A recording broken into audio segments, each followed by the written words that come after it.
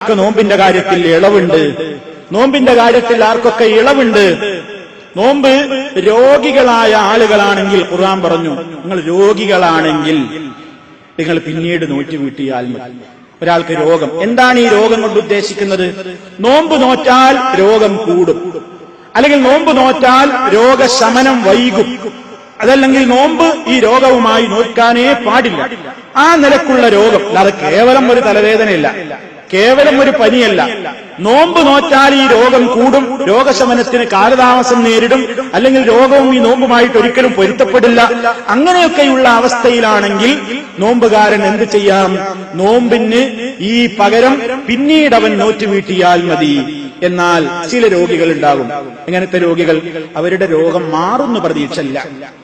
മാറുന്ന പ്രതീക്ഷയില്ലാത്ത രോഗികളാണ്. കാലാകാലം രോഗമാണ്, അദ്ദേഹത്തിന് ഇനി റമളാൻ കഴിഞ്ഞിട്ട് നോറ്റ് വീട്ടാവുന്ന ഒരു സാഹചര്യമൊന്നും ഇല്ല. എങ്കിൽ എന്ത് ചെയ്യണം? ഫിദിയത്തുൻ തആമു മിസ്കീൻ, ഒരു മിസ്കീനിന് ഭക്ഷണമായി കൊണ്ടവൻ ഫിദിയ കൊടുക്കണം. എന്താണ് ഫിദിയ? പ്രായശ്ചിത്തം. ഒരു മിസ്കീനിന് ഭക്ഷണം ഒരു ദിവസത്തെ ഭക്ഷണമാണോ, ഒരു നേരത്തെ ഭക്ഷണമാണോ? ഒരു നേരത്തെ ഭക്ഷണം, ഒരു നേരം ആഹരിക്കാനുള്ള ഭക്ഷണം. സാധാരണഗതിയിൽ അരിയൊക്കെ കണക്കാക്കുകയാണെങ്കിൽ പണ്ഡിതന്മാര് സാധാരണ അര സ്വാഴ് എന്നാണ് കണക്കാക്കിയത്. അര സ്വാഴ്. നമ്മൾ സാധാരണ ഫിത്ർ സക്കാത്ത് കൊടുക്കൽ ഒരു സ്വാ അല്ലേ? സ്വാഴ് അരയാവുമ്പോ ഒരു 1.25 കിലോ, ഒരു കിലോനിലധികം അരി കൊടുത്താൽ മതി, പാചകം ചെയ്യാത്ത നിലയ്ക്ക്. ഇനി പാചകം ചെയ്ത ഭക്ഷണമാക്കി കൊടുക്കുകയാണെങ്കിലോ? അനസ് റളിയല്ലാഹു അൻഹുവിന്റെ റിപ്പോർട്ടിൽ കാണാം, മഹാനവറുകൾ അദ്ദേഹത്തിന് 30 നോമ്പ് ബാക്കിയുണ്ടായപ്പോൾ, ആ നിലക്കായ പ്രത്യേകം ഒരു സാഹചര്യത്തിലെത്തിയപ്പോൾ 30 മിസ്കീന്മാർക്ക് ഒന്നിച്ചൊരു നേരം ഭക്ഷണം കൊടുത്തു എന്നാണ്. 30 ആളുകളെ വിളിച്ചുകൂട്ടിയിട്ട് 30 ആളുകൾക്ക് 30 നോമ്പിന്റെ ബദലായിട്ട് ഒരു നേരത്തെ ആഹാരം അവർക്ക് നൽകി. അപ്പൊ റമളാനിന്റെ മുമ്പ് കൊടുക്കേണ്ടതില്ല, കഴിഞ്ഞതിന്റെ ശേഷം. ഇപ്പൊ ഇന്ന് നഷ്ടമായി എങ്കിൽ നാളെ കൊടുക്കാം, അല്ലെങ്കിൽ ഒരു മാസം കഴിഞ്ഞിട്ട് ഒന്നിച്ചു കൊടുക്കാം. ഇങ്ങനെയൊക്കെ ഒരു നേരത്തെ ആഹാരമാണ് ഫിദിയയായി നൽകേണ്ടത്. അത് വളരെയേറെ ശ്രദ്ധിക്കേണ്ടുന്ന ഒരു കാര്യമാണ്. പ്രായമായ ആളുകളുണ്ടാവും, അവർക്ക് ഇനി നോമ്പെടുക്കാനൊന്നും കഴിയില്ല, വളരെ പടുവൃദ്ധനായി കിഴവനാണ്, ഒന്നും ഇനി നോമ്പെടുക്കാൻ കഴിയില്ല, അത്രയും ആരോഗ്യം ക്ഷയിച്ചിട്ടുണ്ട്, അല്ലെങ്കിൽ ആ നിലക്കുള്ള രോഗമാണ്, മാറുന്ന പ്രതീക്ഷല്ല. ഈ വകുപ്പിലാണ് ചില പണ്ഡിതന്മാർ ഗർഭിണികളെയും മുലയൂട്ടുന്ന ഉമ്മമാരെയും പരിഗണിച്ചത്. ഗർഭിണികളായ സ്ത്രീകൾ, മുലയൂട്ടുന്ന ഉമ്മമാർ, അവരെ സംബന്ധിച്ചിടത്തോളം ഒരു കൊല്ലത്തെ അവർക്ക് പിന്നിട്ടു, അപ്പോഴേക്ക് പിറ്റേ കൊല്ലം മുലയൂട്ടൽ വന്നു, വീണ്ടും അവർ ഗർഭിണിയായി. ഇങ്ങനെ കൊല്ലങ്ങളോളം തുടർച്ചയായിട്ട് ഇങ്ങനെ ഗർഭവും മുലയൂട്ടലും വന്നു കഴിഞ്ഞാൽ അത്തരം ആളുകൾക്ക് പിന്നെ ഇത് എടുത്തുവീട്ടൽ വളരെയേറെ പ്രയാസമാകും.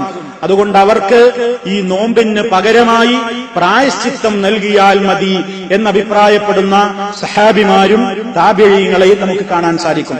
എന്നാൽ ബഹുഭൂരിപക്ഷം പണ്ഡിതന്മാരും പറയുന്നത്, അവർ നോറ്റ് വീട്ടാൻ എപ്പോഴെങ്കിലും അവർക്ക് സാധിക്കുമോ എങ്കിൽ അവർ നോറ്റ് വീട്ടുക തന്നെയാണ് വേണ്ടത്.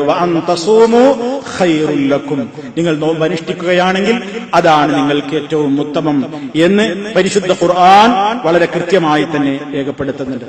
ഇനി യാത്രക്കാരനെ സംബന്ധിച്ചിടത്തോളം ഖുർആൻ എന്ന് പറഞ്ഞു, ഈ രോഗിയുടെ കാര്യം പറഞ്ഞതുപോലെ തന്നെ, ഫമൻ കാന മിൻകും മരീളൻ ഔ അലാ സഫരിൻ ഫഇദ്ദത്തും മിൻ അയ്യാമിൻ ഉഖർ. കേട്ടോ, യാത്രക്കാരനാണെങ്കിലും അവൻ മറ്റു ദിവസങ്ങളിൽ നോറ്റ് വീട്ടിയാൽ മതി. ഒരാളെ സംബന്ധിച്ചിടത്തോളം യാത്രയിലെ നോമ്പ് പണ്ഡിതന്മാരതിനെ സംബന്ധിച്ച് ഹദീസുകളിൽ വളരെയേറെ കൃത്യമായി തന്നെ ചർച്ച ചെയ്തിട്ടുണ്ട്. യാത്രക്കാരന് നോമ്പ് മുറിക്കാം, അള്ളാഹ് നൽകിയ ഇളവാണ്. ഇന്നല്ലാഹ യുഹിബ്ബു അൻ തുഅതാ റുഖസുഹു കമാ യുഹിബ്ബു അൻ തുഅതാ അസായിമുഹു.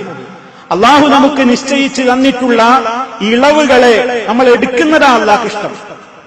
എന്നാൽ യാത്രക്കാരന് എപ്പോഴും നോമ്പ് മുറിച്ചോളാൻ നിർബന്ധമുണ്ടോ? നോമ്പ് എടുക്കാനേ പാടില്ല എന്നുണ്ടോ? അങ്ങനെയൊന്നുമില്ല. ഒരാൾക്ക് യാത്രക്കാരനായാലും നോമ്പെടുക്കുന്നതിന് അയാൾക്ക് വിഷമൊന്നുമില്ല. അതുകൊണ്ട് അയാൾ നോമ്പെടുക്കുകയാണെങ്കിലോ ഒരു തകരാറുമില്ല. ഒരാൾക്ക് വിഷമം തോന്നുന്നുണ്ട്, അതൊക്കെ ഓരോ വ്യക്തികളെ പരിഗണിച്ചുകൊണ്ടാണ്.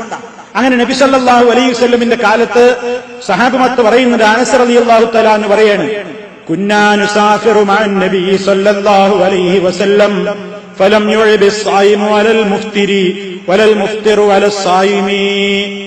ഞങ്ങൾ നബി തങ്ങളുടെ കൂടെ യാത്രയിലായിരിക്കെ, നോമ്പുകാരായിരിക്കെ റസൂലുള്ളാന്റെ കൂടെ ഞങ്ങളെ യാത്ര പോകാറുണ്ട്. അങ്ങനെ യാത്രയിലാകുമ്പോൾ ഞങ്ങളുടെ കൂട്ടത്തിൽ യാത്ര ചെയ്തുകൊണ്ടിരിക്കെ തന്നെ നോമ്പെടുക്കുന്നവരുമുണ്ടായിരുന്നു, നോമ്പ് മുറിക്കുന്നവരുമുണ്ടായിരുന്നു. ഓരോരുത്തരെ പരിഗണിച്ചുകൊണ്ട് ശാരീരികമായിട്ട് ചിലർക്ക് യാത്ര എത്ര ചെയ്താലും ഒരു ക്ഷീണമൊന്നും ഉണ്ടാവില്ല നോമ്പെടുക്കാൻ. ചിലർക്ക് കുറഞ്ഞ യാത്ര മതിയാവും. യാത്ര എന്ന് പറയാവുന്ന ദൂരത്തേക്ക് പോകുമ്പോൾ അയാൾക്ക് കഴിയുണ്ടാവില്ല. അപ്പൊ ഇളവുണ്ട്, എടുക്കുന്നവൻ എടുക്കാം, എടുക്കണ്ടാത്തവൻ എടുക്കണ്ട. സഹാബത്ത് പറയാണ്, അങ്ങനെ ഞങ്ങളുടെ കൂട്ടത്തിൽ നോമ്പെടുക്കുന്നവർ നോമ്പെടുക്കാത്തവരെ ആക്ഷേപിക്കാറില്ല. നോമ്പെടുക്കുന്നവര് നോമ്പില്ലാത്തവരെ ആക്ഷേപിക്കാറില്ല, നോമ്പില്ലാത്തവർ നോമ്പെടുക്കുന്നവരെയും ആക്ഷേപിക്കാറില്ല. എന്ന് പറഞ്ഞാൽ അതിൽ നമുക്ക് ഇളവുണ്ട്. യാത്രക്കാരനാകുമ്പോൾ അതിനൊരു അവസരം നമുക്കുണ്ട്. അതേ അവസരത്തിൽ ഒരാൾ തളർന്ന് വിവശനായിട്ട് ഒരാൾ നോമ്പെടുത്ത് കഷ്ടപ്പെട്ട് വീഴാണ്. അപ്പൊ നബി സല്ലല്ലാഹു അലൈഹി വസല്ലം പറഞ്ഞു, ഉലായിക്കൽ ഉസാസ്, അവര് പാപികളാണ്. ഗൗരവത്തോടെ നബി സല്ലല്ലാഹു അലൈഹി വസല്ലം പറഞ്ഞു. എന്തേ? വളരെ പ്രയാസം സഹിച്ച് തളർന്നു വീഴാണ് ഒരാൾ നോമ്പെടുത്തിട്ട് യാത്രയില്. പറഞ്ഞു പാടില്ല. മാത്രല്ല അവിടുന്ന് പറഞ്ഞു, ലൈസ മിനൽ ബിർരി അസ്സിയാമു ഫിസ്സഫർ, യാത്രയിൽ നോമ്പെടുക്കുന്നത് പുണ്യമില്ല എന്നുവരെ പറയേണ്ടി വന്നു. അതാരോടാ? വളരെ പ്രയാസം സഹിച്ചു, എന്നാലും ഞാൻ എടുത്തേ പറ്റൂ, എടുക്കും എന്നൊരു വാശിയോടുകൂടി ദാഹിച്ച് വീണിട്ടുണ്ട്, ഇത്തിരി വെള്ളം കുടിച്ചോ എന്ന് പറഞ്ഞു പോലും വെള്ളം മുടിക്കണില്ല. അങ്ങനെയൊന്നും ശാരീരികമായി പീഡനം അനുഭവിപ്പിക്കാൻ ഇസ്ലാം ഒരിക്കലും അനുവദിക്കുന്നില്ല. അതുകൊണ്ട് ഓരോരുത്തർക്കും സ്വയം തീരുമാനിക്കാം. എനിക്ക് യാത്രയിൽ എടുക്കാൻ കഴിയോ? ബുദ്ധിമുട്ടില്ലേ? എടുക്കാം. എടുക്കുന്നതിന് വിരോധമല്ല. കഴിയൂലേ? വേണ്ട. നിനക്ക് സാധിക്കുമെങ്കിൽ, നീ ഉദ്ദേശിക്കുമെങ്കിൽ നോമ്പെടുത്തോ. നിനക്ക് ഉദ്ദേശമില്ലേ, നിനക്ക് സാധിക്കൂലേ എങ്കിൽ നീ മുറിച്ചോ. ഇതാണ് ഈ വിഷയത്തിൽ നബി സല്ലല്ലാഹു അലൈഹി വസല്ലം പഠിപ്പിച്ചതെന്നത്. സഹോദരന്മാർ,